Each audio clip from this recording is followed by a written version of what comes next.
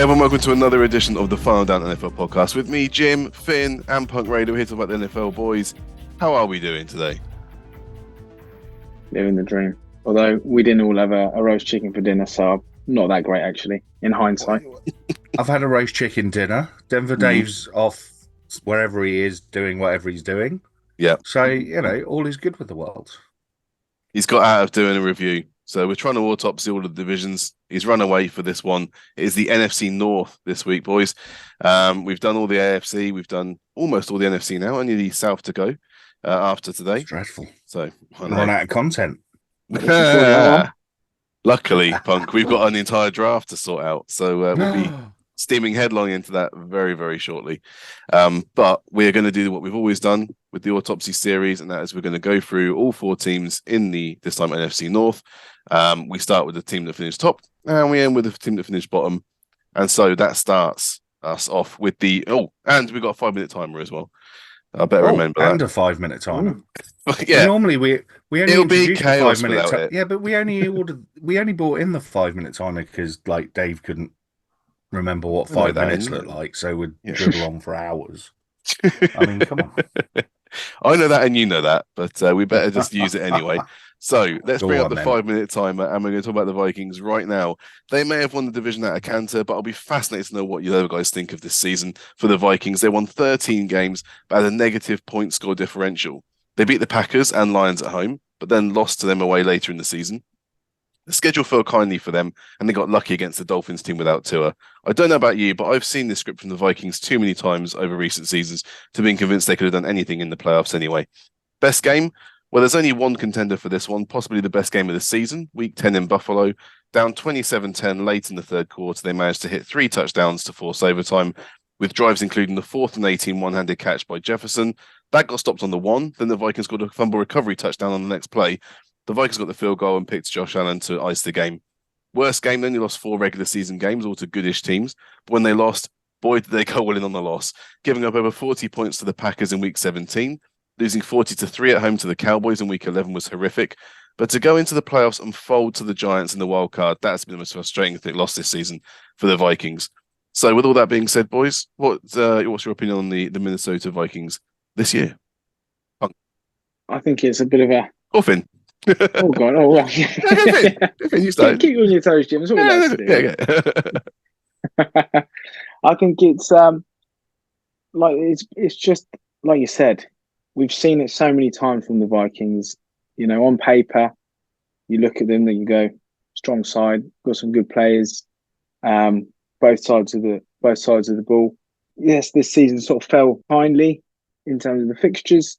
Put up some big scores, obviously. Massive comeback victory against the Colts, which you didn't allude to there, Jim, but that's fine. We'll gloss over that. It's the Colts. I appreciate that, but it was still... Still can't take away any from NFL record is worth comeback. Mentioning. Come on. All right, fair enough.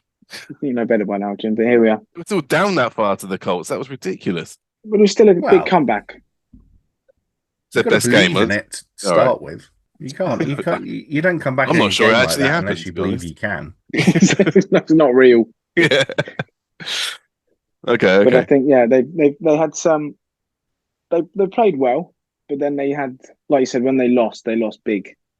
And to go off and sort of come off a big win, I can't remember against who exactly, but then to think it even, but then to go off and then lose to Dallas and only score 3 points just sort of shows. I mean, you should be on a high at that point.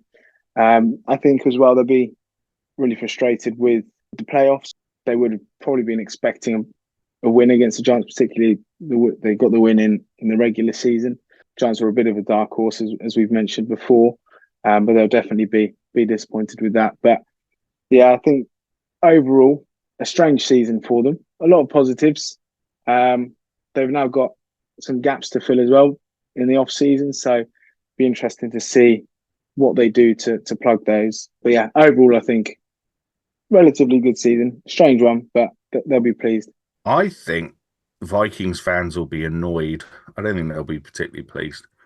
I think they'll sit there and go, well, look, how can we play that well against the Bills, and come away with that win in the last seconds and overtime and all the rest of it. How can we have a team that is mentally tough enough to come back against the Colts being 35, 38 down, whatever it was, and yet so many times look like, we're panicking in ourselves into disaster, or we're just one or two plays away from losing to some pretty bad teams. I picked the Giants to beat the Vikings in the playoffs just because I never had faith in this team from day one. Yes, the offense is there or thereabouts when you look at the pieces, but Dalvin Cook gets injured a lot now. So he's, very rarely does he start all games in a season. Kirk Cousins is just never going to be the answer. No. I think they really have to start thinking about what they do at quarterback in the future. He's got one more year on his guaranteed contract. And then he can cut him. The only other piece really to say is that the defense is quite young, so they're still learning. But, I think overall, when the Vikings look back on this season, it will be a couple of great games, a load of mediocre games, and overall should have done better. Yeah. Only 5 draft picks this year as well. Been a lot of players gone in and out. They've lost Dalvin Tomlinson at defensive tackle to the Browns. Wide receiver Adam Thielen's gone to the Panthers. Patrick Peterson, corner, has gone to the Steelers. Eric Kendricks, a long-time linebacker, has gone to the Chargers. Cornerback Jake Shelley's gone to the Raiders. And tight end Irv Smith's gone to the Bengals. They brought in tight end Josh Oliver from the Ravens for $21 million. I didn't even know Josh Oliver was a thing. So, and I'm an AFC North guy. $21 million's a lot of money. It is. Cornerback Byron Murphy from the Cardinals for $17.5 million. Defensive end Marcus Davenport from the Saints for 1 year, $30 million. Saints moved up for Davenport back in 2018. And defensive end Dean Lowry from the Packers, 2 years, $8.5 million. Yeah, I'm not convinced with the Vikings. I think they had a chance to really kind of push on. And like I don't know how many teams have won a division with a minus points differential. That's impressive to do that, It's quite a stat, that one, impressive. Isn't it? I mean, that division was there for the taking this year as well. If they'd been able to put, I mean, they won the division, but they really they limped into the playoffs. You were never convinced that they were really going to go on a run and trouble any of the big boys. And in the NFC, it's wide open, so they should have had the confidence and ability to be able to do that. And they might just get jumped next season by the second team in the division, which we're going on to right now, and that was the Detroit Lions. So going 9-8 might seem like an average season, but when you are the Detroit Lions, that is rarefied air. The Lions haven't had a 9-win season since 2017 when Jim Caldwell was the head coach. They went 3-13 last year, picked second with the 31st worst defense and points scored. This year they were tied for third. They also were 5th for points scored, up from 19th last year as Jared Goff had fun, with running back Jamal Williams rushing in 17 touchdowns. Opened up the passing game, and they'll only get better next year with a hopefully healthy Jameson Williams, who they drafted at 12 last year from Alabama. Best game, they didn't quite make the playoffs, but they did the next best thing and swept the Packers, which they hadn't done since 2018. They also swept the Bears, but that isn't a massive achievement right now. But the Week 13 win over the Jags, 40-14, was pretty impressive as they clawed their way back from a 1-6 record. 340 passing yards for Goff and 4 team touchdowns was always good to look at. Worst game, well, there are some games that are just an automatic in for worst game of the season. And when you fail to score any points against a poor team, that does it. The Lions laid an egg in Foxborough in Week 5, going down 29-0 and hitting a bye week at 1-4. Now, I will say this was the Savion Smith injury game where he suffered a neck injury early, and that might have factored it, but still it was a horrendous game overall. So, Punk, let's start with you. Talk to me about those Detroit Lions. I was really disappointed that the Lions didn't make the playoffs. I thought they were playing some of the best ball going in the league towards the end of the season. They were so schizophrenic at the start of the season, it was untrue. They would either score 40 points or they would score nothing and lose by 40 points. But, I think that the coaching staff did a really good job in actually progressing the team throughout the season and keeping everyone on the same page. And I know, they're pretty much Dave's second favorite team, but I have to say they were immense to watch last season. I mean, Aiden Hutchinson looks like he's been playing in the league for years. Some of the ways they're using those rookies as well in their schemes, it just really bodes well for the future for them. I suppose the only question mark possibly is around Goff, but for me, I think he might have had his best season in the league this year. not necessarily stats wise, but just looking like a comfortable, competent NFL quarterback. Yeah, He looked like a passed. unit as well. Yeah, he definitely passed the eye test. You know, he seems to have matured since he's gone to Detroit. I think everything happened at the Rams a little bit too quick for him. I think he was probably a little bit too much in the spotlight and never got the chance to really grow into the role before getting to the Super Bowl, etc. And that's through no fault of his own. I mean, yeah, that's just the way the Rams were built to win now. Yeah. But I think in Detroit, he's really found a bunch of teammates that he can grow with. I think he's found a coach that he understands and gets on with. And, I have high hopes for the Lions next season. If they draft well this year, I think they can be a real force, especially in a very, very, what's going to be up and down NFC again. Yeah, to me, I think the credit goes to the backroom coaching staff.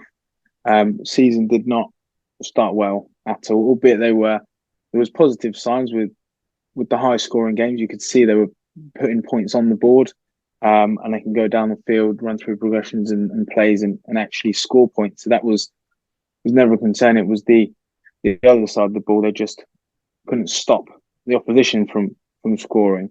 But for the coaching staff to have a clear plan, an idea of where they wanted the team to go, they stuck with it and they got there because they turned it around. Like Punk said, they started playing some great football.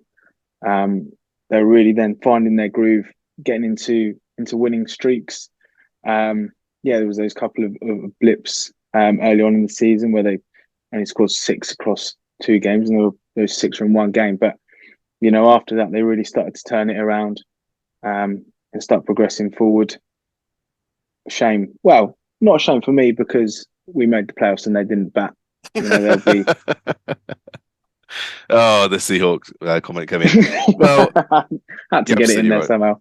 Yeah, because Goff is contracted through 2025, but in 2024, and you can't $5 million against dead cap hit. So if they do bring through a draft prospect, they can at least allow him to sit. Goff landed in a pretty nice situation, to be honest, and it also means they get 2 first-round draft picks because they're picking 6th thanks to the Rams taking Matt Stafford. They brought in cornerback Cam Sutton from the Steelers, 3 years, $33 million. Running back David Montgomery from the Bears, 3 years, $18 million. Safety Chauncey Gardner-Johnson from the Eagles, 1 year, $6.5 million.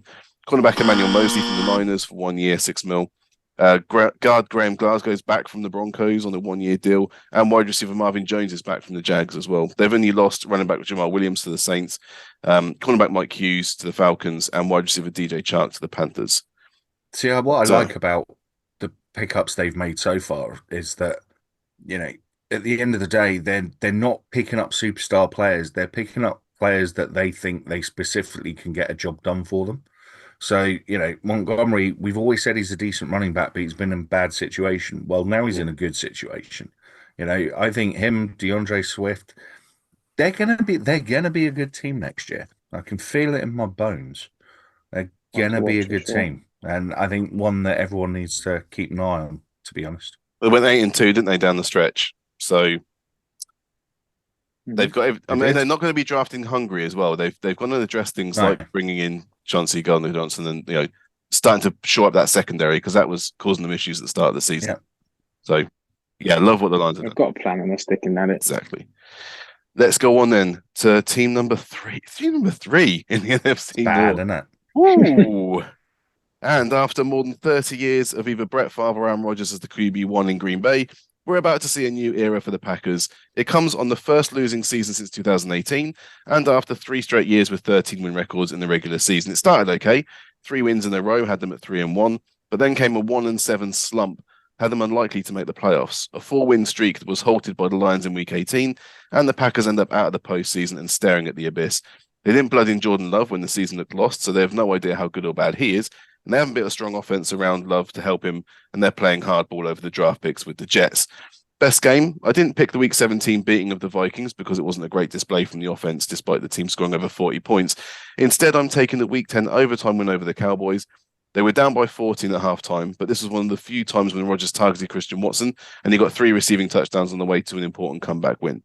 Worst game would have lost a few bad teams. They lost to some good teams too, but the Week 9 loss away to the Lions was a particularly bad performance. They only scored 9 points. Rodgers was picked 3 times, and they turned the ball over on downs twice. So it's your turn, Finn. Talk to me about these Green Bay Packers and what the hell happens next. I have no idea what happens next. It was. I'm struggling to put my finger on the Packers. I didn't think they ever really found a rhythm. They would go on some losing streaks.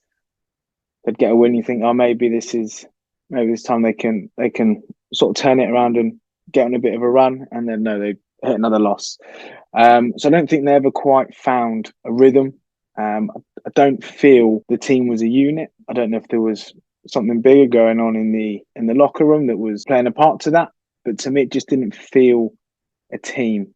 I think you can probably look in the direction of the quarterback for that. I think, yes. Something just kind of, tweaking in my brain going. There is something about Aaron, isn't there? That's probably to do with the quarterback. He just doesn't like rookie receivers, does he? Let's be honest. Doesn't help him out. Trust him. He doesn't help him out. He bit the bullet basically, and the organisation did as well, purely because they held on to him to a season too long. They should have brought someone else in last year or the year before, or even given Jordan Love a go. Who knows? I don't know if Jordan Love's the answer, but he's certainly got to be in a better situation than Aaron Rodgers. I mean, would have got a bit more harmony out there. Yeah, you're absolutely right. What you were saying, Finn, about they play one game in 4 where you think, oh, actually they've turned a bit of a corner. They're going to get better now, and it would just end up falling back into the same old dross. So I quite how Matt LaFleur is still there. To be honest, I'm not really sure. He must have some really incriminating pictures on someone. No, they are, but also there's no point being a stable franchise if you're not going to do anything when problems occur. If you're just going to let these things automatically play out to the end of a contract, then you're never going to improve. I'm not sure LaFleur's in charge of that, though. I think Gutekunst, as the GM, would be more in charge of the contracts. The head coach is there to coach who he's given. And the problem they've got, they're kind of victims of their own success, aren't they? Because Rodgers comes off in their 2 MVP seasons, 13-3 in the regular season. Okay, they get absolutely dumped in the postseason. But it felt like a kind of a last dance thing, didn't it? Where I think everyone was of the opinion that he was playing this one season. I mean, some Packers fans would hold on to him forever. But he's been trying this for the last couple of years, just like Favre did. It's been very weird. It's so weird. They just want to move, and they don't. Yeah. The comparisons between what Favre did in the last few years at the Packers and what Rodgers is doing in those last few years at the Packers, it's uncanny how similar it is. I mean, even the teams are the same. If he ends up going to the Jets for a season, even that's the same. So it's weird. I think that the Packers just need to get him out of the building, move on with their lives, and just rebuild their roster. Like I said, they're playing hardball. They want terrible, but they want a first-round pick this year, and they're not going to get it. So they're not going to get it. They don't have the leverage that they think they do. Yeah. They need to look longer term, don't they? And at the moment, they're not. Yeah. They're still very much. And that's what they need to do. Aaron Rodgers. Yeah, they've got. They should have. Last year, they should have been a run first and defense team, and they weren't. And you can't with Aaron Rodgers. He wouldn't let you. Well, yeah, even though he didn't score more than 250 yards a game, it wasn't. It was on slinging it. It was just at some point. Never going to let it be a run first. Sit him on the bench if needs be. But I think should have benched him. It's just an organisation that's in disarray at the minute, and until that quarterback's out the door, it's not going to get any better. They're not great at team building either. I mean, they've lost Alan Lazard to the Jets. Defensive end Jerome Reed's gone to the Seahawks. Defensive end Dean Lowry, as we said, gone to the Vikings. Tight end Robert Tonyan has gone to the Bears. He was actually a fairly decent receiver that Jordan Love could have used. Who have they brought in? A long snapper from the Rams on a 3-year, $3.65 million deal, and a free safety Tarvarius Moore from the Niners. Man. Love for the long That's snappers. It. That's all they've done. They've re-signed a few guys. They brought in a long snapper and a free safety. Yeah. That's what I mean. They're just not. They're not very doing anything to move themselves forward, and they're not going to get better decisions. No. So, as we've again gone way over, but we blame Dave for this usually. It's all Dave's fault. We can still blame Dave. Well, we're going to move swiftly on while blaming Dave to the final team. And so a year after the Bears switched Orion and a Matt for Orion and a Matt, the Bears have gone from 6-11 to 3-14. How much we can blame the new Ryan and Matt is up for debate after Ryan Pace had burned through draft picks and the roster is god-awful. A minus 137 point differential this season as the team seemed to just go through the motions of playing games, losing 10 games in a row and getting a hand from Lovie Smith ensured that they had the number one pick in the draft until they traded that out with the Panthers. Best game with 3 games to choose from. I'm going to ignore the week 3 squeaker win over the Texans. The week 1 win over the Niners happened in the monsoon, so it has to be the week 7 win in Foxborough. They got rushing touchdowns from Justin Fields and David Montgomery and a passing touchdown to Khalil Herbert, while picking the Patriots 3 times and recovering a fumble 2 to win 33-14. Worst game? Didn't have the easiest of schedules, if we're being charitable.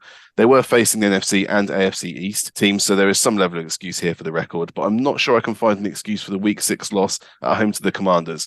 Fields was picked in the red zone early, and the Bears turned it over on downs 3 times in a 12-7 loss to Carson Wentz. That was a stonking game. What's wrong with you? Yes, for those of you that remember, why do you remember? Best of the bench. And best of the bench. Bring us out then, Punk. Talk to me about the Bears. Look, anyone that's listened to the Patreon on our quarterbacks knows how you feel about Justin Fields. I do. I think he's the one bright spot the Bears have got, but he does need to get some weapons around him really quickly. And even more than that, he needs some protection. They got Chase Claypool, wasn't it? Look, at the moment, for me, Justin Fields is in that position that Jalen Hurts was in last season for Dave, in that he's a great running back, but he's yet to prove that he's a quarterback because he can't throw the ball because he's got no time and no one to throw it to.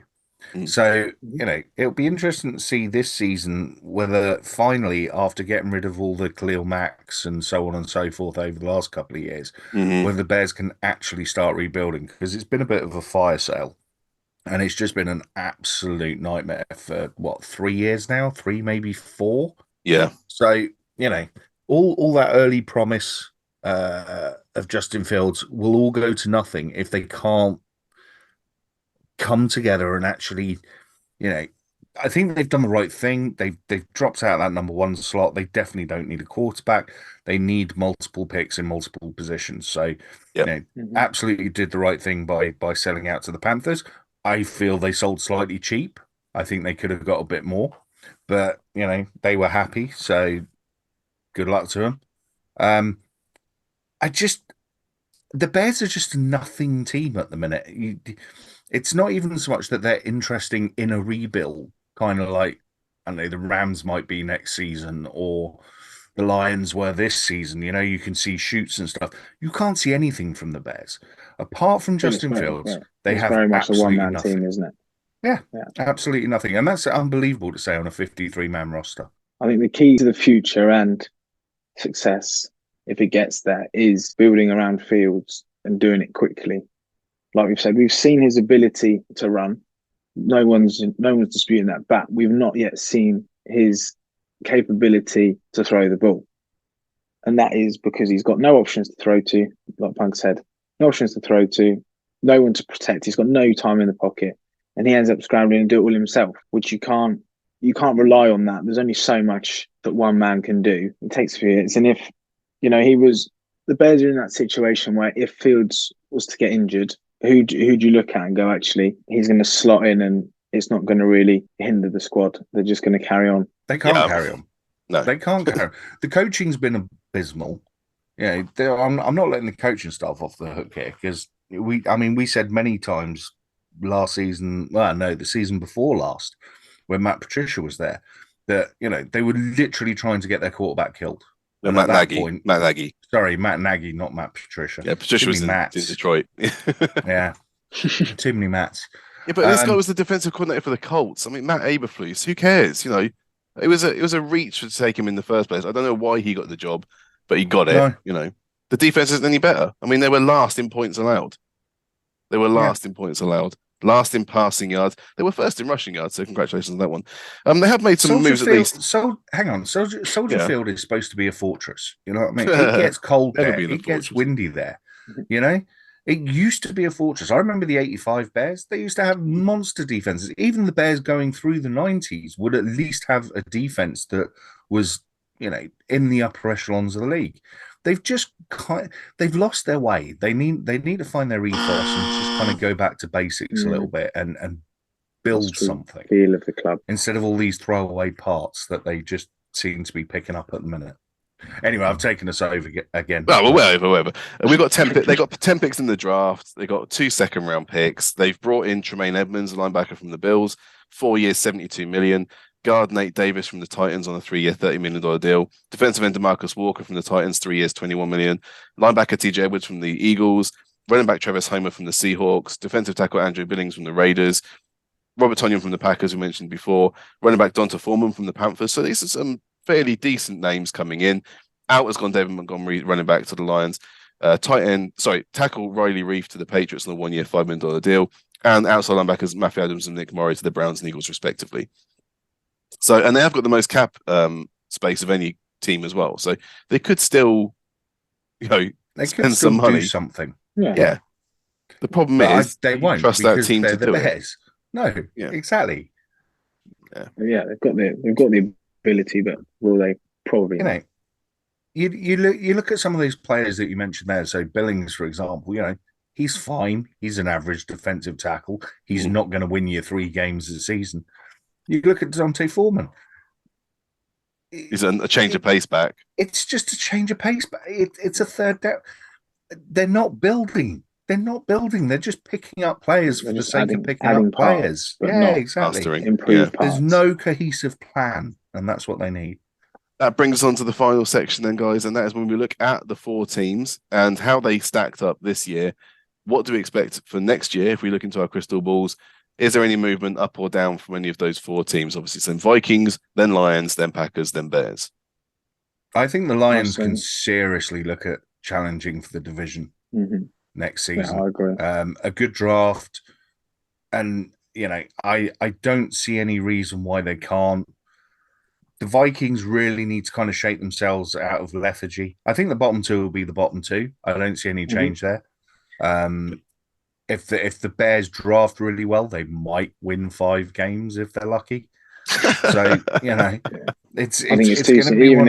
Even if the Packers get rid of Rodgers, it's still too soon for them to then start making inroads. I can't see the bottom 2 changing. I think there's a very obvious split, isn't there? Kind of halfway through the division. There's 2 that can go for the division and 2 that are just going to be fighting it out for the wooden spoon. So, there could be some change. And, it's been a long time since I saw the Lions in the playoffs and looking like a decent team. So, it'd be good. It'll be interesting to see what the Bears do with their O-line. That's what they need to focus on the draft, is get some proper tackles. They really do. If they can protect Justin Fields, they've already brought in DJ Moore as part of the trade package with the Panthers. I've seen him in college. I graded him as a great passer of the ball because Ohio State allows you to stand there and pass the ball. I didn't see Justin Fields as a runner in college because he didn't have to do it. Ohio State isn't built that way. So I know he can pass the ball when he's got the time to do it. The Bears have never given him the time. So if they give him the time, you're going to see, which is why I graded him, why I did, as one of the... And name a better...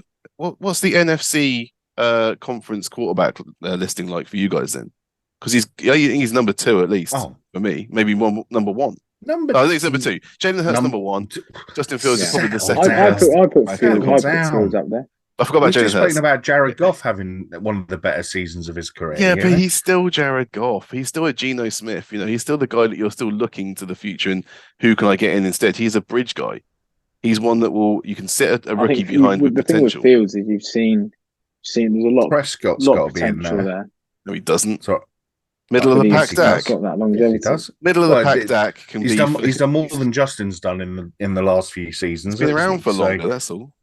Well, there you go. But if he's been around a good team longer and been injured, well, yeah, exactly. That's my point. Until Justin Fields has got a team, but until Justin Fields has got a team, you can't judge him. Right. So you can't say that could be the number 1 quarterback in the NFC. Otherwise, you might as well say Finn could be the number 1 quarterback in the NFC. I'll take it. If I get a nice little paycheck. I remember you saying all this stuff about Trey Lance last year, and look what happened to him. What, he got injured? Yeah. So I think you're being harsh. Look at that. I don't think we're being It's an absolute harsh. dirge of I'm trying of to find QB my talent in the list of NFC. quarterbacks. Here we go. You'll have Matt Right, Stafford up so there. NFC, I had One-arm man. Hurts, Rodgers, Stafford, Cousins and Prescott, Let's say Rodgers isn't there anymore, just for your own benefit. Goff. All of those were, and Kyler Murray. All of those were above Justin Field in your ranking. And he was level with approximately with Dan Jones. So he's seventh or eighth in the NFC, which would be about 15th overall. So, there you go. Anyway, that is the NFC North. I'm talking about the Bears now. This division is the Lions to lose next season, as far as I'm concerned. These other three are absolutely foundering. Right. The Vikings can't get out of their own way. The Packers have painted themselves into a corner with the quarterback and with the talent around him. Even if Jordan Love comes in and does all right, who's he throwing at apart from Christian Watson? They really haven't got the talent around him to help him. And the Bears, I don't trust, again, the head coaching staff. It's those three head coaches and those other three teams. Just don't trust them. Dan Campbell's had the chance to kind of learn on the job, take his licks, had some bad seasons, but there's still been a philosophy there that is starting to come good. So it's really simple. What Dan Campbell's done is turned his entire into Metallica fans. And once he's done that, they've played well. So that's the secret. Get yourself a Metallica fan as a coach, and away you go. That's it. Keep success. Okay. All right, so there we go. We've got one more division to do next week, and that is the NFC South. Save the best to last. We could just do it now in about 2.5 minutes, couldn't we? The possibilities are endless with the NFC South. What's the matter with you? Make sure you're checking this out at thefinaldown.com, at patreon.com/finaldown for extra content, and also on Twitter at finaldownNFL, at punk_raider, at DemoDave30, at fstallwood17. But until next week, which is going to change, we still need to get that poll up. I'm thinking maybe we get a little poll up. Yeah, maybe that's your job for the weekend, Jim. Damn it. It's the Easter weekend. Oh, Jim, another job for you. Yeah, thanks. Go on, Jim. Won't take long, Jim. It's fine. Until next week, I've been Jim, that's been Finn, that's been Punk Radio, and thank you very much for listening.